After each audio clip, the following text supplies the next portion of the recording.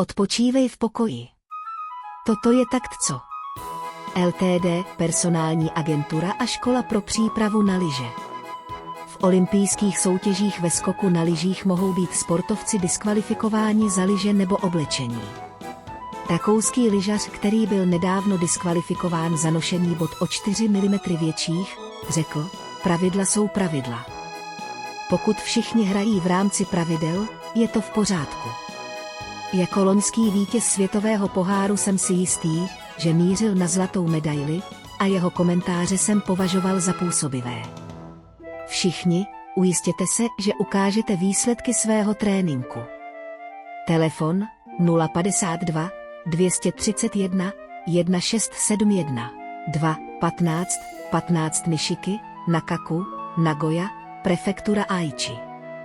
Je důležité vědět, jak reagovat, když se ocitnete v obtížné situaci.